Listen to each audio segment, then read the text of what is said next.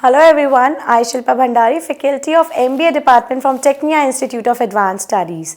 Today I am going to deliver a lecture on the topic components of an international compensation.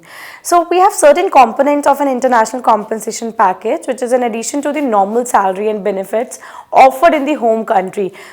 Frequently including the following. So these components are discussed as number one is your base salary. So for expatriates, the term base salary means the primary component of a package which allowances which are foreign service premium, cost of living allowance and the housing and utility allowance, basis for in-service benefits and pension contribution. So base salary may be paid in home or local currency or in some hard currency like pound or dollar. Second one is the foreign service inducement hardship premium. So the parent company nationals often receive a salary premium as an inducement to accept a foreign assignment or as a compensation for any hardship caused by the transfer.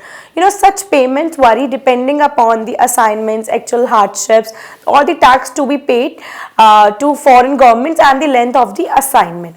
The third one is the allowances. Various allowances are again being paid to the expatriates depending upon their assignments, which may include their cost of living allowance. It involves a payment to compensate the differences in the expenditures between the home country and the foreign country.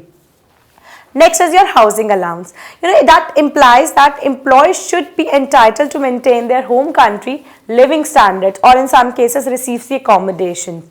Next is the home leaves and travel allowances. It is given to cover the expense of trips usually once in a year when they are back to home. So these trips allow the expatriates the opportunity to renew family and business ties, thereby helping them to avoid adjustment problems when they are repatriated. So next one is the education allowance for children. Education allowances are given towards the fees for the education of the expatriates' children. So education allowances that may include the items like tuition, language class, tuition books, transportations and the uniforms.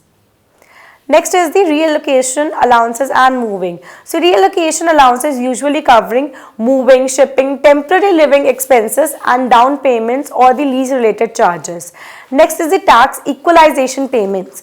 Many international compensation plans attempt to protect the expatriate from negative tax consequences by using a tax equalization plans. So under this plan, basically the company adjusts the employee's base income so that the expatriates will not pay any more or less tax than if they had stayed in their home country. Next one is the spouse assistance. To help guard against or offset the income lost by the expatriate spouse as a result of reallocating abroad, multinationals generally pay allowances in order to encourage employees to take up the international assignments. So these were all the elements or the components of international compensation. So I hope you understood the lecture. Thank you so much.